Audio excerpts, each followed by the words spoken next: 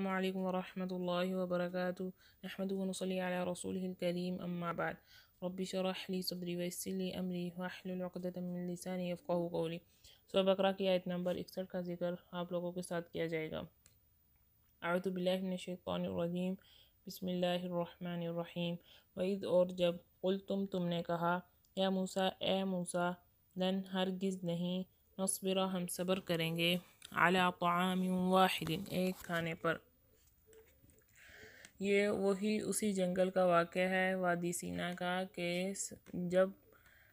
سیدنا موسیٰ علیہ السلام بنی اسرائیل کو لے کر وادی سینا میں پہنچے تو سیدنا موسیٰ علیہ السلام نے کہا کہ ملک شام کو فتح کر لو، تو انہوں نے اس بات سے انکار کر دیا اور کہا کہ یہاں پہ ایک سخت قوم رہتی ہے، ہم ان سے لڑنے کی طاقت نہیں رکھتے، اگر زیادہ ہی ضروری ہے تو آپ اور آپ کا رب جا کر لڑیں۔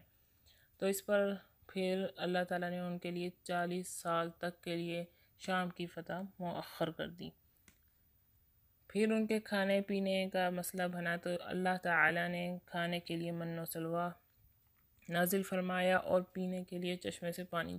جاری کر دیا۔ لیکن اب وہ یہاں پر کہہ رہے تھے کہ ہم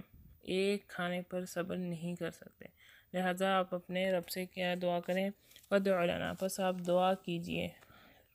لنا ہمارے لیے، ربک اپنے رب سے، یخرج کہ وہ نکال لے، لنا ہمارے لیے، مما وہ چیزیں جو تم بھی تو اگاتی ہے، الارض زمین، من بقلہا اپنی ترکاری، وقثائہا اور ککڑی، وفومہا اور گندم، وعدسہا اور مسور، وبصلہا اور پیاز۔ قال موسیٰ علیہ السلام نے کہا، موسیٰ علیہ السلام نے اس بات سے کہ اس چیز کا مطالبہ من و سلوہ کی بجائے تم لوگ ایک گوشت کی بجائے ایک اس چیز کو لینا چاہ رہے ہو جو مشقت سے حاصل ہوئے گی، یہ بلا مشقت تمہیں پکا پکایا کھانا مل رہا ہے، لہذا تم اسے کھاؤ اور اپنا وقت عبادت میں لگاؤ۔ اور لیکن جب انہوں نے بہت زیادہ اصرار کیا تو آخر کار حضرت موسیٰ علیہ السلام نے ان کا مطالبہ مان لیا اور اللہ تعالیٰ سے دعا کر دی۔ قال موسیٰ علیہ السلام نے کہا، تستبدلون کیا تم بدلے میں لینا چاہتے ہو، الذی اس چیز کو، ہوا جو ادنا گھٹیا ہے، ادنا ہے، بالذی بجائے اس چیز کے، ہوا جو خیر بہتر ہے۔ اللہ تعالیٰ سے دعا کی تو اللہ تعالیٰ نے کہا، اہبطوا تم اترو، مصرن کسی شہر میں، فإن تو بے شک، لکم تمہارے لیے، ما وہی ہے جس کا، سألتم تم نے سوال کیا، وضربت اور مسلط کر دی گئی، علیہم ان پر،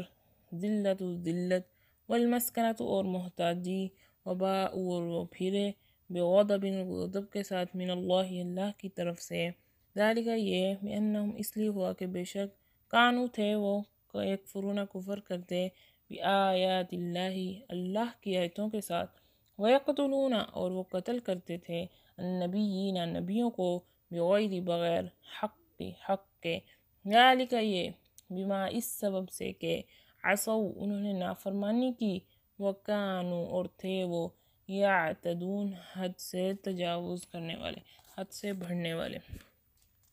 سیدنا موسیٰ علیہ السلام کا صرف یہی نہیں مطلب تھا کہ من و سلوہ جو تمہیں بلا مشقت مل رہا ہے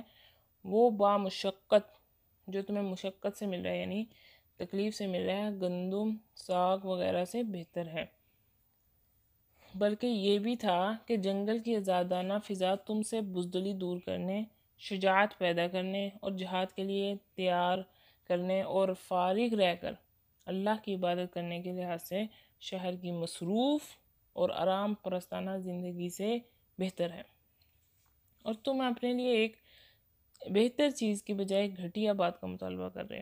پھر اللہ تعالیٰ کا ذلت اور بدحالی کے علاوہ اللہ کا یہ غضب ہوا کہ ان کی ٹریننگ اور تربیت کی مدت کو پھیلا کر 40 سال تک بڑھا دیا، ورنہ اگر اللہ اس کے رسول موسیٰ کی مرضی پر چلتے تو ممکن تھا کہ 40 سال گزرنے سے پہلے ہی ملک شام فتح کرنے کے قابل ہو جاتے،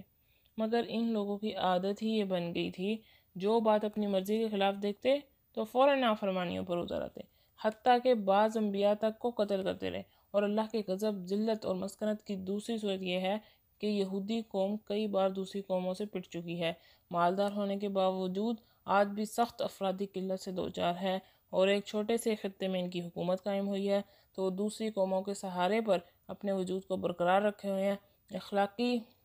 انتہاء اس قدر ہے کہ آج بھی بے حیائی، فحاشی، سود خوری اور حرام خوری اس قوم کا ترہ امتیاز ہے۔ السلام علیکم ورحمۃ اللہ وبرکاتہ۔